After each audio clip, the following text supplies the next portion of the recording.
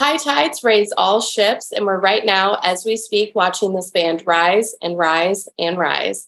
I'm so honored to welcome back to the Scandalous Podcast, Patrick, from one of my favorite bands ever, from Fit for an Autopsy. Patrick, how's your day going? Pretty good. We're in San Antonio, Texas today. Kind of about to get a cup of coffee and just ran to mail some things home because I'm finally on the verge of getting back to my house for a little bit. And just hanging in. Shows have been great, so things are good. How are you? Well, I'm excited. I get to see you play a little bit later on today. Yeah. So that's instant gratification. So it doesn't normally happen like that. Normally it's like, oh, I'll see you in a month. I'll see you in 2 months. I get to see you play in a few hours. So happy girl over here. Yeah. And the show seems like it's going to be good. We do go on early, so make sure you get in pretty early. But it's been a great tour. You're in for a treat tonight. Every band on the bill is great.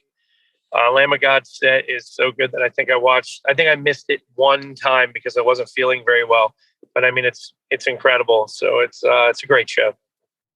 I'm so excited. And I know I do have an issue with getting to shows early. So we're going to change that today. You're going to be so proud of me. You're going to be there, ready. What do you mean, huh? What do you mean? Well, it's a weird day in San Antonio. It's like chilly out and so maybe the tides will shift. Maybe you'll actually make it on time for our set. But we do play at 6:00. It's quite an early set. So hopefully you make it. No, planning on it. I'm going to do it. So elaborating on what I was just saying from the outside looking in, it looks like every day for you guys must be bucket list, bucket list, bucket list. Talking about the huge bands that you're on tour with, have been touring with, Lamb of God, Killswitch, In Flames, existentially. And maybe this is bad to ask this now before you've had your Starbucks, because you're going to go get Starbucks now. But have you been celebrating your wins? Are you taking it all in mentally? All right. So at my age, being an old fart, I am old as shit at 46. To have your band scaling up in the way that things have been moving for us is pretty incredible, and then to get the opportunity to go on tour with two bands that shaped their section of the genres that we're in. Think about it. Lamb of God started off virtually the same way hardcore bands start off, small DIY venues, very underground, aggressive, very, noisy and chaotic. And then they kind of shaped their sound and became Lamb of God, and then, took off from there. And then a band like Killswitch, they still kind of have their own sound within the genre that they do. And so many people pull from that band. It's pretty crazy to be on tour with two bands that you've kind of looked up to and listened to and done. You can see the puppo in the back seat, but so it's pretty crazy to have been able to go on tour with those bands. And then Motionless in White was on this tour, and they're a band that I never assumed that we would get to tour with, and they're really cool. And then Spirit Box is a new up-and-coming band that's banging it out. And Animals as Leaders is now on the tour, and if you know anything about being a guitar player, then Tosin and Javier are dudes you should be paying attention to. And then their drummer is also absolutely out of this world. It's incredible. And then before that, we were out with In Flames, which is legendary metalcore band. The tour has been overall from the first leg to this has been pretty incredible. So yeah, celebrating my wins and counting my blessings, I guess, feeling this is something that should be happening to a 25-year-old me. And I'm pretty stoked that I have the opportunity to be here now, and enjoy it now. So it's, both of those, all of the bands that we're playing with, all of their camps are great, and it's just amazing to be included in that. So that's a long-winded way of saying, fuck yeah, I'm stoked. You know what I mean? So. There we go. Oh, we'll talk about being long-winded. I was writing this interview, and all my questions, I was just going to talk about being long-winded. I had paragraph, paragraph, paragraph, paragraph. So I know how you do it. I'm ready for you, dude. Anyone who knows your history, anyone who knows the history of the band, it is so exciting, and it's such a cool story. And we're going to talk more about your history, but just never giving up and giving everything your all. And this is your reward. It doesn't get better. So it's so exciting. It really is. Yeah, it's just a lot of work. Everybody wants to get the prize, but nobody wants to get up every day at 6 a.m. and do the thing to get it. You know what I mean? So it's definitely nice to see the hard work paying off. You know, we talk about that all the time. You know, it's nice to be a band that earned it. You know what I mean? Because a lot of bands will just get it and then they're young and they don't appreciate what it is, or, you know, it's something that's just a flash, but we've been working towards it and it's just kind of been this uphill growth, and, you know, it's been slow and steady, and our fan base is great. And, you know, they're really coming out and supporting us, and the Lamb of God fans are incredible, and they've been really, you know, buying into it and really, you know, spending time talking to us. And you know what we do. We're like out in the crowd and meeting people and shaking hands and kissing babies and, you know, doing the whole thing. So it's been a real interesting experience. That's awesome. Yeah, it makes me so happy. And I have personally such a cool relationship with your band's music. Getting into it about 6-7 years ago, I got in and I was like, fuck yeah, I like this. This is cool. I love this music. This is like what I like. And it's been such a cool journey talking about that upward momentum. And just for a fan, it is, you know, such a pleasure and such an honor to have such a connection with the band's music and just have it get deeper and deeper with the music as it goes on. And, you know, just, you know, watching it grow from the sidelines. It's fun for us too. It really is. It's really I'm glad that we can all share that, because it's pretty fucking incredible. Yeah, absolutely. Yeah. Well, I talk about this on not only this podcast episode, but I talk about it on a bunch of my other podcast episodes. Fit for an Autopsy is one band I listen to when I'm working out. I listen to when I'm rocking the fuck out and I'm in a good mood, but also, you know, you guys are the band I listen to when I'm like in the depths of like sadness and depression. And when I'm having those times, you are my favorite band to lay in bed and just listen to, and like get my dogs on top of me and just like lay inside and just listen to it. And it's so heavy and so perfectly dark that matches exactly what I'm feeling in that moment. Yeah. So I love it. What is it like to make an impact in someone's life like a musician does with a fan? So I talk about, I mean, we'll start with lyrics. I talk about the importance of, I guess, self-interpretation when it comes to lyrics. Like a singer or a songwriter or a person that writes lyrics will have their message that they're trying to convey. But the truth of the matter is you should write your music in a way, unless you're trying to deliver like an exact point, you know, like unless you're like talking about something specific, you should be writing your music in a way where people can kind of get their own feelings from it.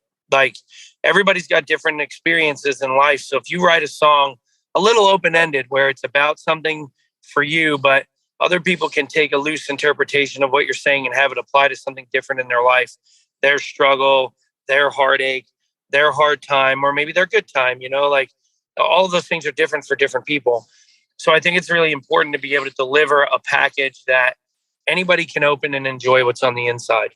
You know what I mean? So self-interpretation with lyrics are like a big draw for me, because I've met some of my heroes and been like, you know, when I hear this, it makes me think of this. And then they're like, oh, well, I understand that. And I see how that works, but this is what I meant when I wrote that. And it's like kind of cool, like an interesting little thing. Like you have your own translator in your head, and it kind of like fits the mold for what works for your life. So there's that, but also like creating a mood with your music. And our moods are angry and sad. Like that's what we do.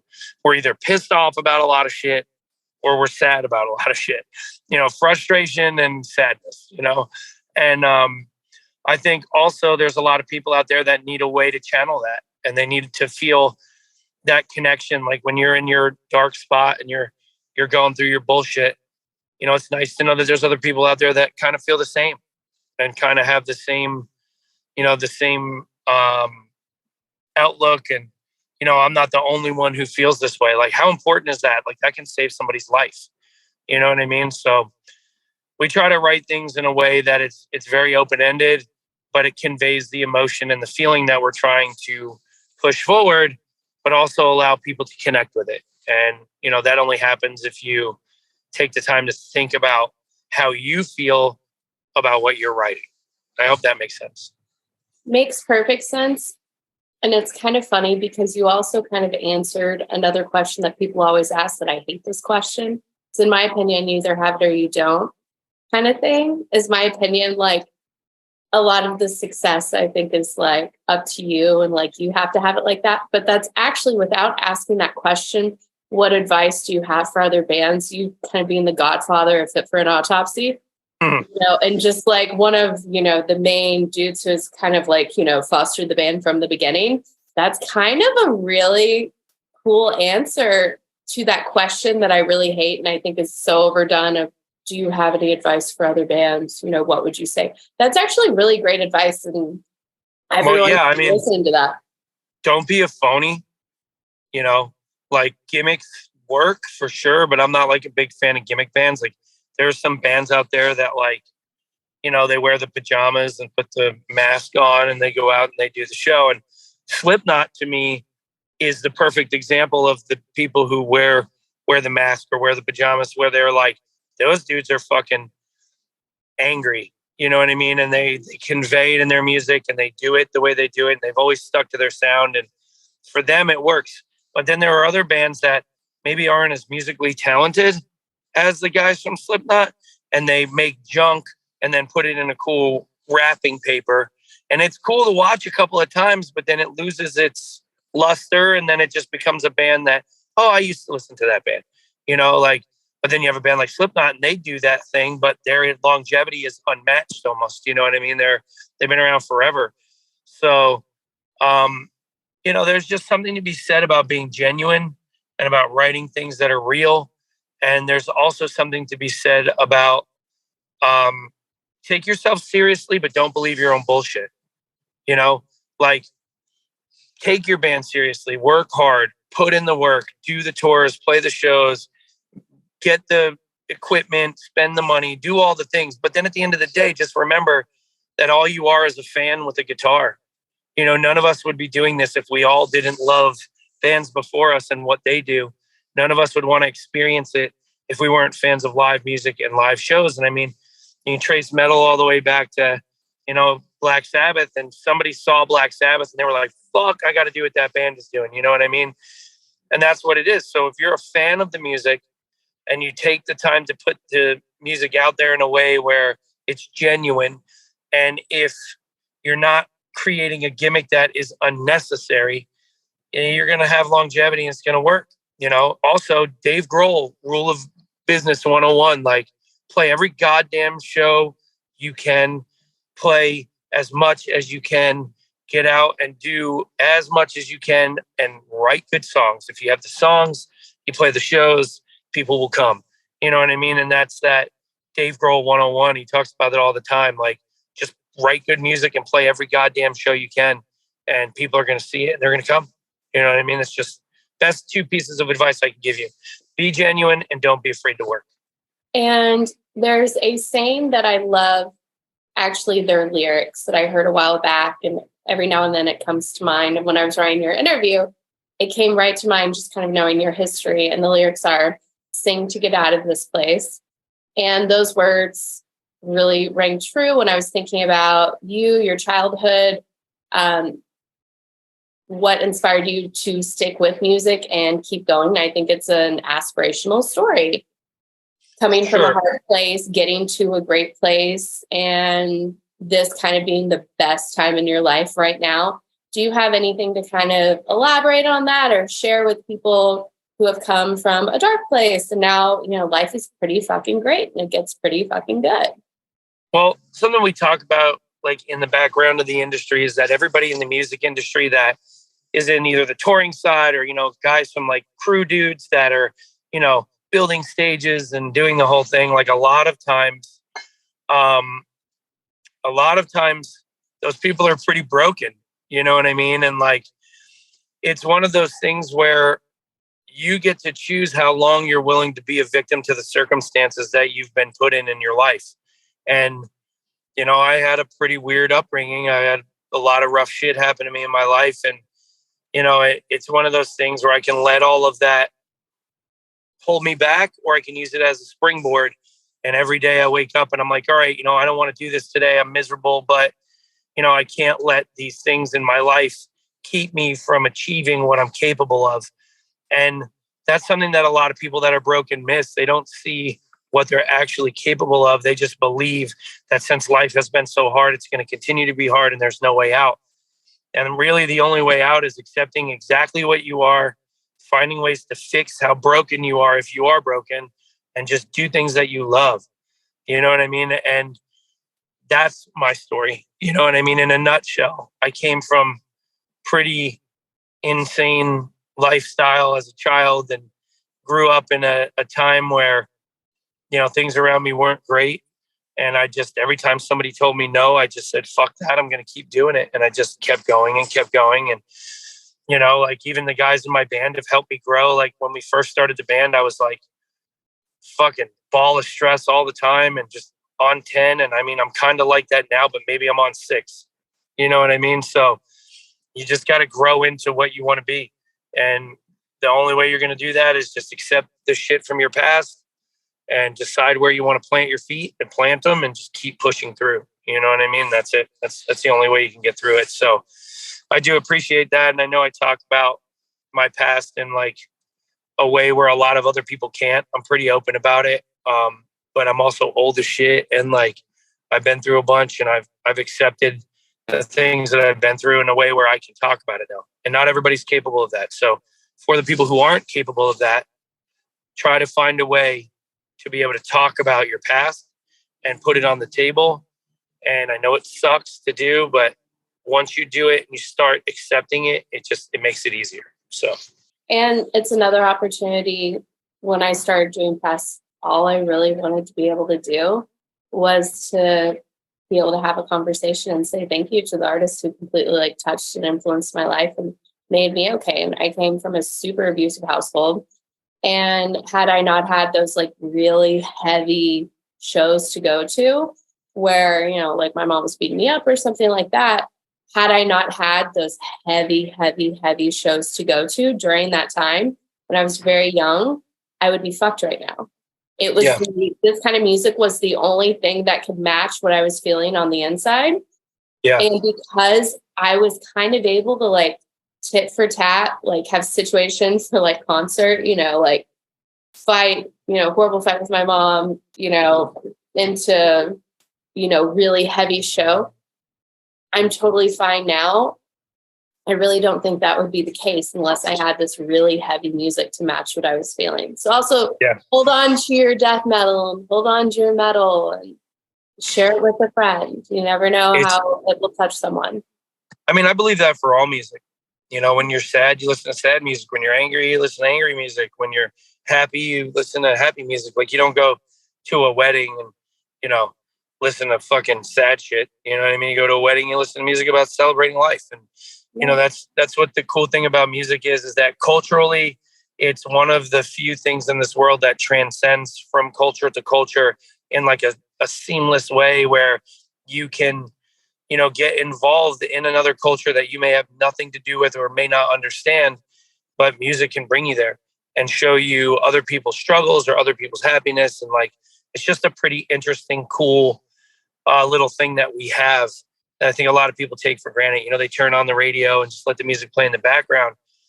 And I'm like, man, the work that goes into one song and the message that goes into one song and, where you're pulling sounds from, like, maybe it's got a Latin sound or maybe it's got more like a European thing or like, when you put on Europop or like K-pop, like, instantly where it's from, you know what I mean? And that kind of stuff is really cool. So this is a place for people to come when they need it, but it's also a place where people come where we need them to come. Like there's this big thing that gets missing, I think, in the translation of talking about how music is good for the fan. Well, the connection with the fan is great for the artist a lot, especially for somebody like me. When I'm screaming Joe's lyrics into the crowd and I see somebody screaming them back while we're playing, this thing happens just for a split second where I'm like, that fucking person gets it. That human understands what we're trying to say. And it makes it easier for me too. That connection is great on every end. So it's it's definitely an important thing. And I'm glad that you had that, you know? Absolutely. For sure. Well, switching gears a little bit, you started playing guitar when you're like 9 or 10 years old. Mm-hmm. So you've been at it for a while, you old man. Yeah, I sucked at it right up until a few years ago. I still kind of suck at it. There you go. Well, it's such a learning process, learning something. What Yeah, are anything. what are some hard lessons learned, gear or playing wise, that once you figured out, you're like, oh, that's it. It was that All right, all. there's this dude. This is the best thing I can ever talk to anybody about. There's this dude, Ron Thal. He goes by the moniker Bumblefoot. He played guitar in Guns N' Roses when Slash left for a while. And when I was in my 20s, I was in a band and we recorded a demo with him in New Jersey. And this is before, he broke into the bigger stuff. And, he was always like this crazy guitar virtuoso guy, like doing like all this tap technique stuff with like thimbles on his fingers to get like this crazy tone. And the dude's like a mad scientist. And one day he was like, man, I really like this riff. Like we should like write some solos over it just for fun. I'm like, bro, I can't sit in a room next to you and play guitar solos. Like that's not happening today. And he started laughing. And then he told me, he's like, look, man, he's like, what makes a great guitar player, what makes a good guitar player a great guitar player is understanding their limitations, writing within it so they always look cool and it looks easy. And then once in a while, step outside your comfort zone to put something in there that forces you to get better as a player. And I took a lot of time to think about that because I've overwritten some guitar solos where live, it's like, fuck, why did I do this? Like, yeah, sitting down in the studio and doing multiple takes, I can do it. But on stage, running around and trying to put on a show, there's that whole 10% rule. You lose 10% of your clarity and your absolute perfectness as a guitar player, so you can put the show on. It's just inevitable. But when you overwrite, then it becomes even harder. So stay in your lane, write the things that work for you. Always continue to practice harder shit and grow. Learn from your peers and from the people above and below you, because there are people that are not as good as you that can teach you cool shit. And always remember that 99% of the time when you're seeing a guy play guitar, they're writing just under their ability level so it looks cool live. You know what I mean? So those are some tricks that I learned from Ron. It was probably the best advice I've ever gotten. And spend good money on good gear.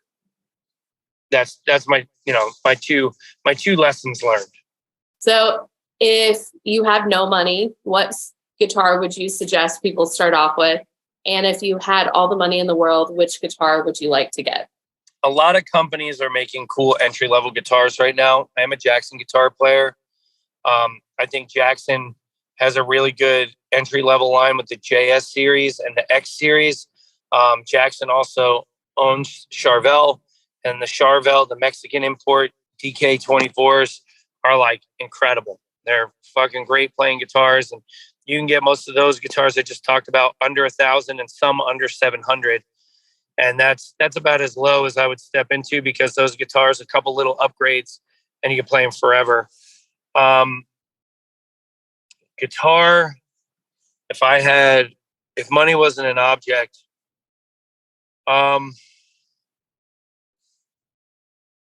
maybe like a late 50s Les Paul, or original Randy Rhoads Jackson would be cool. Like a real deal one from back in the day. Like I've seen them sell up to like 20 grand. I don't know. I buy a lot of guitars, so I have a lot of the stuff I really like. Maybe like Mike Shannon, like custom shop Jackson, like soup to nuts, like $15,000 custom shop type thing. Like I do work with the company and they take care of me, but there's some things that are just impossible to get because of the way that things work. You know what I mean? So that would be cool. There's a couple of like Gibsons and Fenders I'd probably like to get my hands on.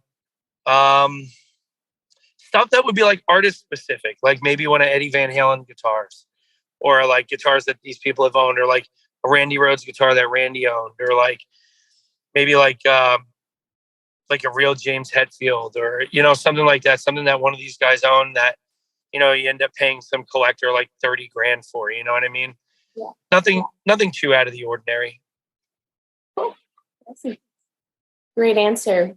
So people, I think, have a tendency to focus on the last 2 to 3 Fit for an Autopsy albums. And when I say people, I mean me.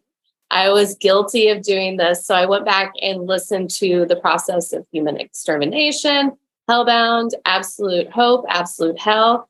And oh my God, I don't know if I've heard anything quite like that, where there was no room to breathe and there was not a second of let up. And it was so, I love death metal and I love your band, but holy shit, like some of that was even a little intense for me to listen to, like on the first few albums. Yeah. Process of Human Extermination is just a baseball bat to the face. Like, that record is like the most extreme version that Fit for an Autopsy's ever been.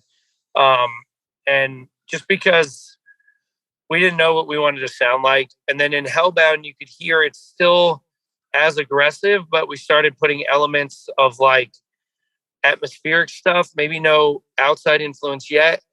And then when Absolute Hope hits, you can kind of hear the transition where we started bringing some like post metal and like post rock elements into the band, where it started getting like some melodic stuff going on.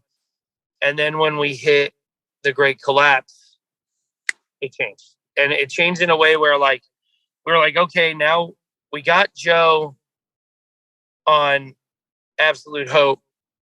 And Joe, while our first singer, Nate, was an incredible singer, he only had a couple of tricks, you know? He was good at a couple of things, where Joe has this giant bag of ability, just all these tricks in this bag. He can sing, he can scream, he can pitch scream, he can fucking growl. He's got good mids, good highs. He's got great lows. Like, the kid has a little bit of everything. So we can explore different avenues musically and actually be able to do a little singing in a way where it works with the music we're doing, and be able to incorporate a little bit of, you know, melody and like harmony, and get like more feeling into the music. It was never about getting softer. It was about creating atmosphere to make the heavier parts heavier. And I think when something is just, you know, in your ear, and it's just so much, it doesn't sound as heavy when you have that break where you can do that build up and then boom, nail that fucking breakdown, and it just hits you in the gut. You know what I mean? So I think that we developed in a way where we go from the most extreme to the most extreme. When you take a song like Two Towers, it like has this weird like Deftones meets Tool meets Fit for an Autopsy thing happening. And then, you know, people say we have a lot of Gojira influence.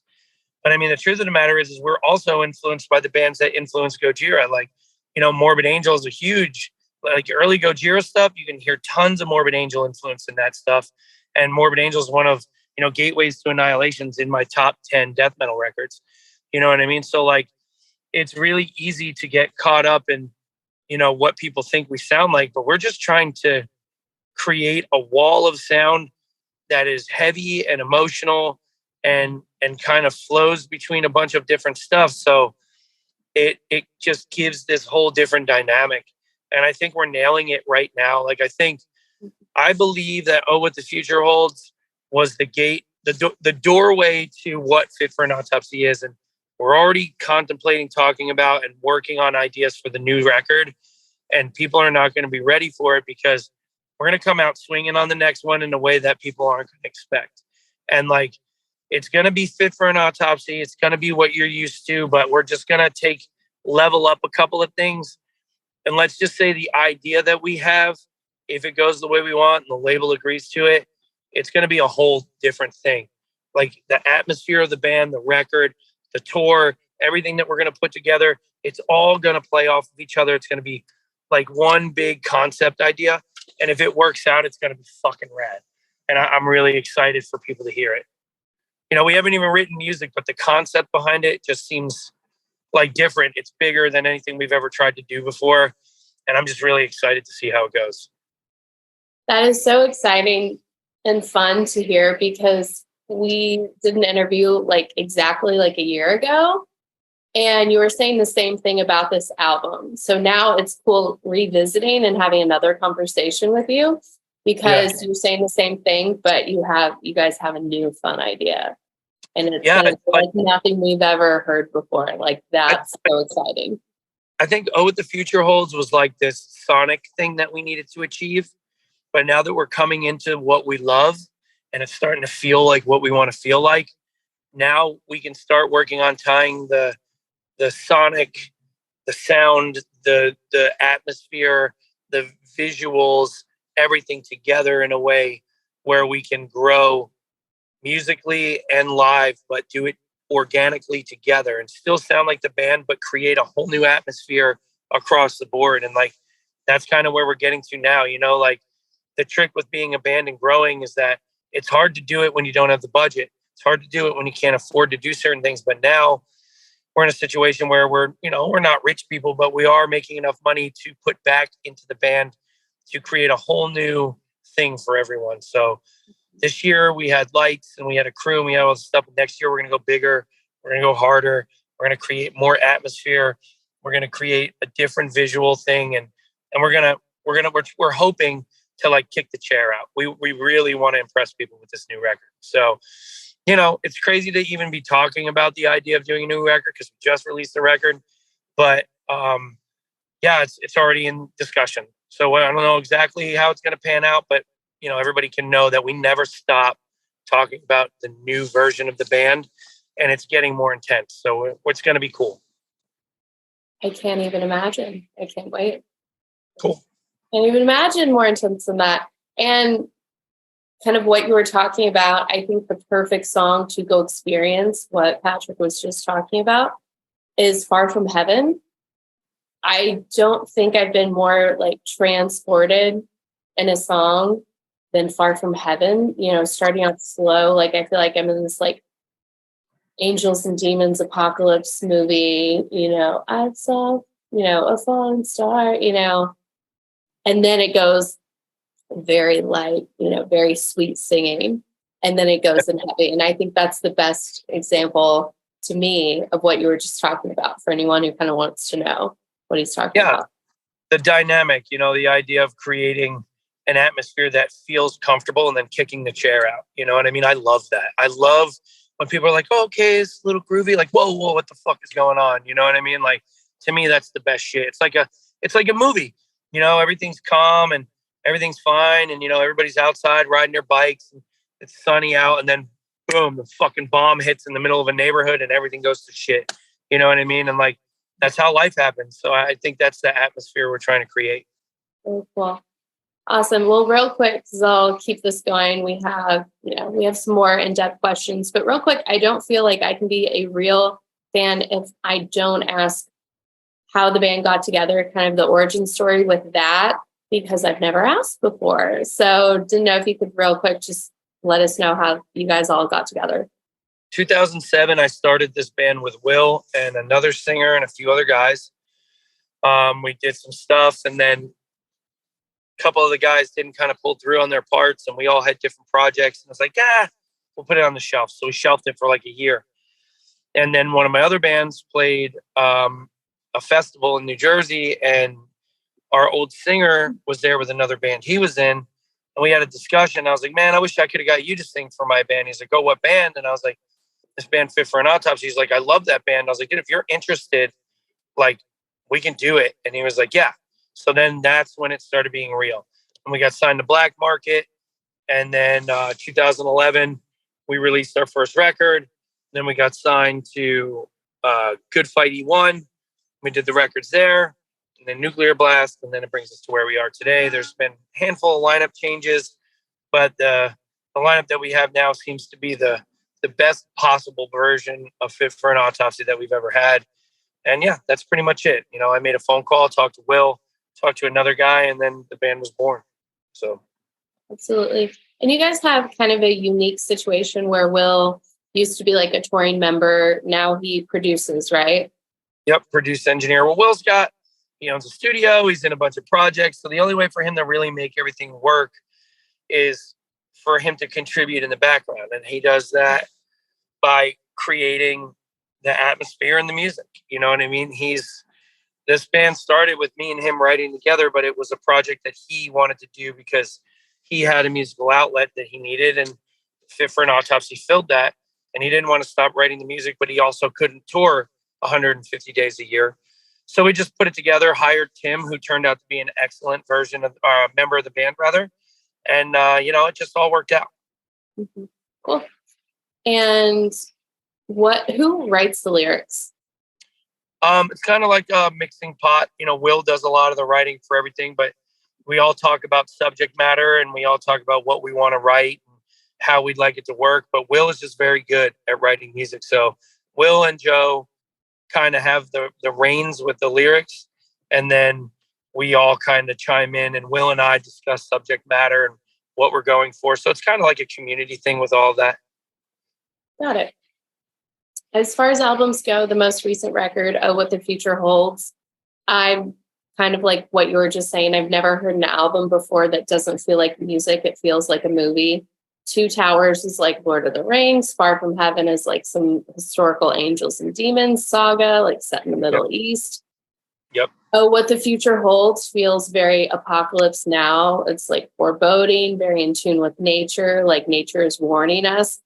What are your favorite tracks off the new record? And I know I'm guilty of this, but I made sure to go and listen to like some of the tracks that I hadn't really listened to over and over and over again, because I get trapped on, Two Towers and like, Oh, What the Future Holds and like 4 or 5 songs. So I went and listened to the other ones.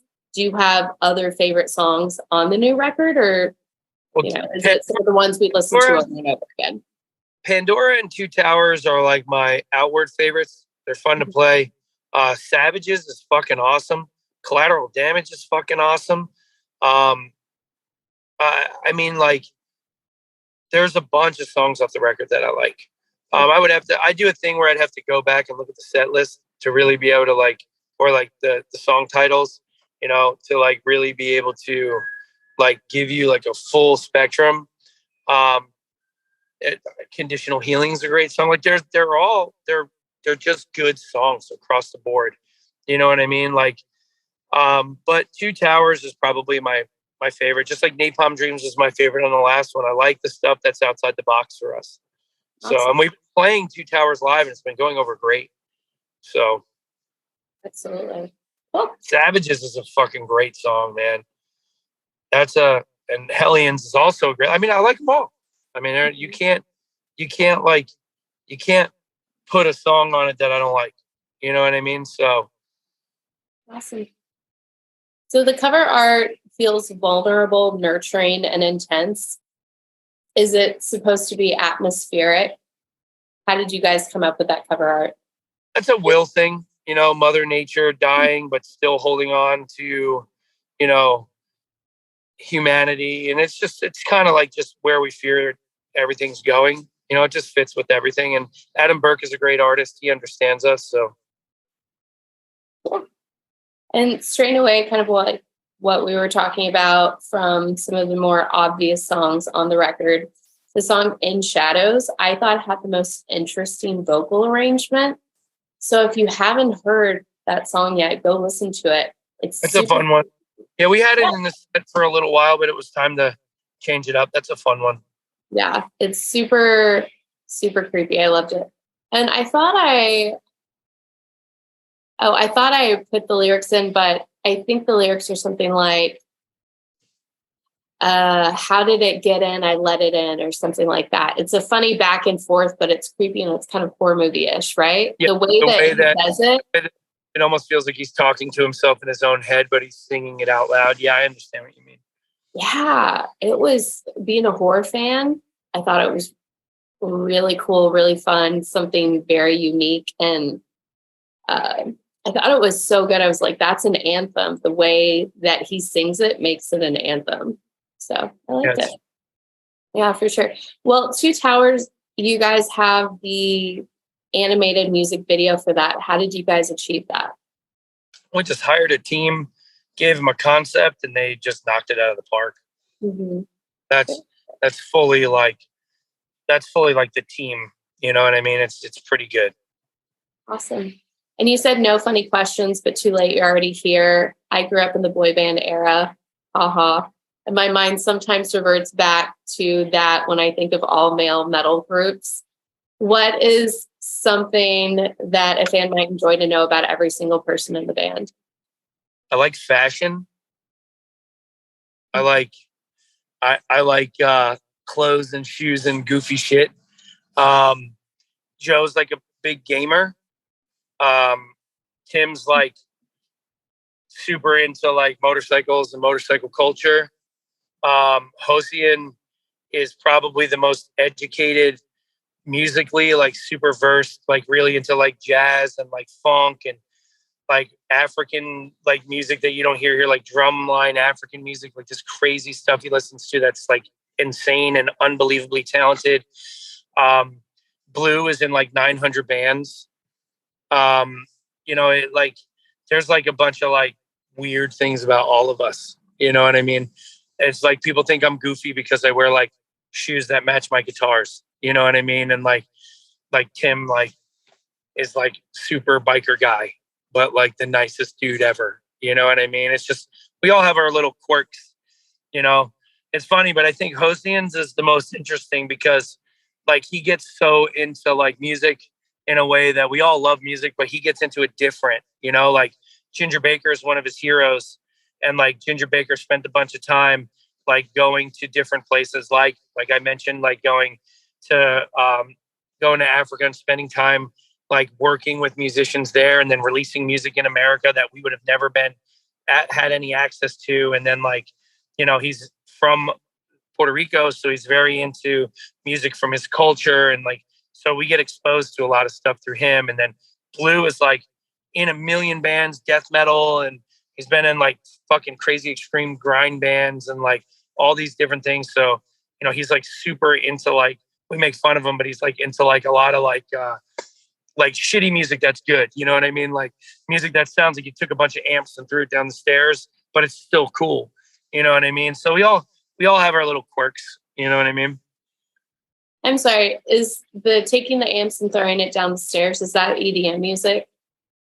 No. Like, I mean, it's more like grindcore and like crazy, like noisy, like, I mean, I like a lot of that stuff too, like old punk and like grind music, like that, like you listen to it and the recordings are just bad on purpose. And it's just this like crazy, like just, it doesn't sound like music, but it is. You know what I mean? Like Blue is like so deep into a lot of that stuff, and we get exposed to it from him, So we all have our little things I think that people would be surprised about.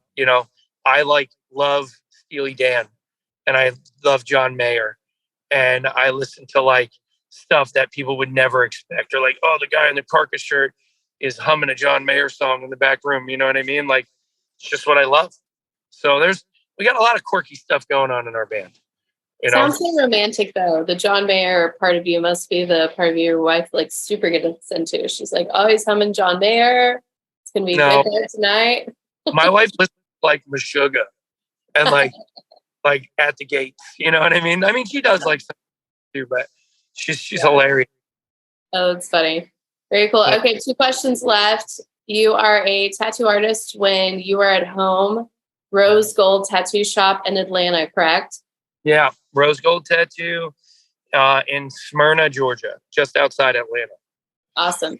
What are some trends going on in tattooing right now? What do you like? What do you not like? I don't really pay attention, to be completely honest. When I'm home, I'm just doing what I love to do. I lean towards American traditional and like illustrative stuff. I don't give a shit what anybody else is doing in the tattoo community or the music community. Everybody does what they love. And as long as people are happy and they're carrying the tattoo community in a way that it deserves to be carried, I don't care what they do. I mean, there's so many different things happening in the tattoo world right now and so many great tattooers. I don't even know if there is a trend anymore. There's just a bunch of people making great stuff. And as long as they're respectful and they treat the industry right, I could care less. Cool. Great way to be in 2022. You're right. Good job. There you go. So I get to see you play here in just a few hours. What is your favorite part of the set every single night? I like the way the set opens. It opens with a song that I like a lot. We open with See a Tragic Beast, and it's aggressive and it hits hard. And our light show is rad. We have a cool light show. So I'm really excited about that.